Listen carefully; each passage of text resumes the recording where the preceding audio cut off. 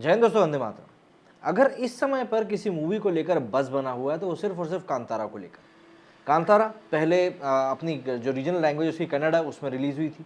उसके बाद उसको करीब 2 हफ्ते के बाद हिंदी, तमिल, तेलुगु, मलयालम इन सभी भाषाओं में रिलीज़ किया गया था। और इसके बाद इस मूवी की कमाई में और जो इसकी जो शोहरत है उसमें जो एकदम से इजाफा हुआ है वो बिल्कुल देखने लायक है।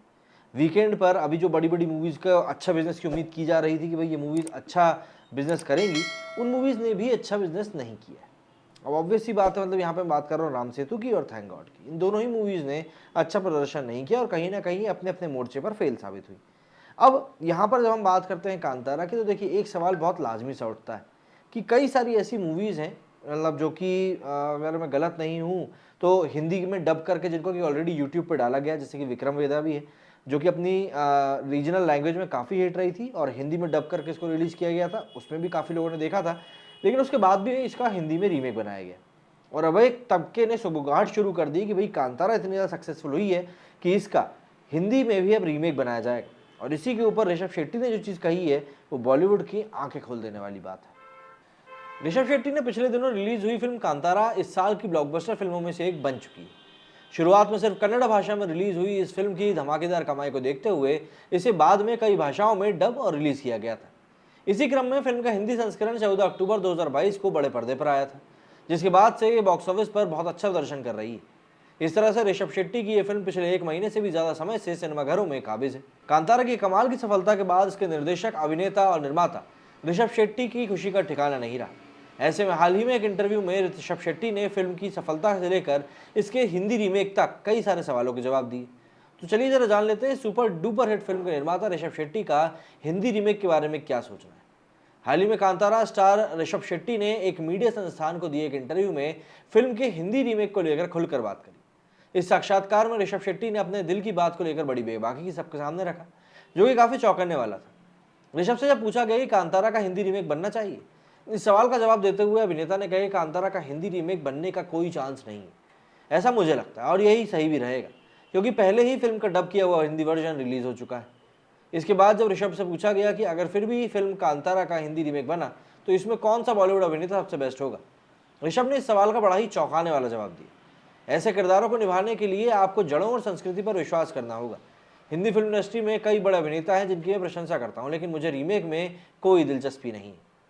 इंटरव्यू में हिंदी रीमेक के इर्द गिर्द घूमते सवालों के अलावा ऋषभ से ऑस्कर में फिल्म की एंट्री को लेकर प्रशंसकों की मांग को लेकर भी सवाल पूछा गया।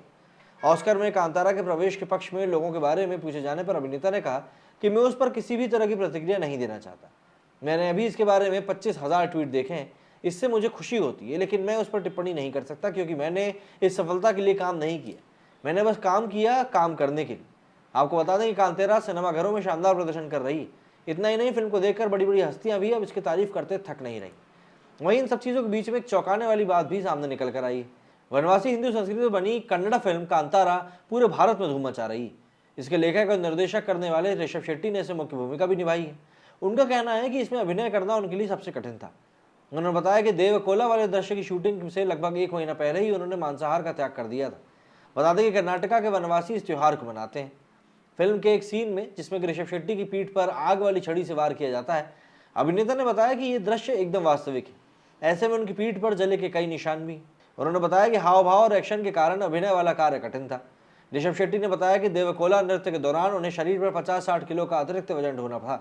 देवकोला अलंकार के बाद वो सिर्फ नारियल पानी लेते थे और कुछ नहीं। इस दृश्य को फिल्माने से पहले और इसके बाद उन्हें प्रसाद खाने के लिए दिया जाता था।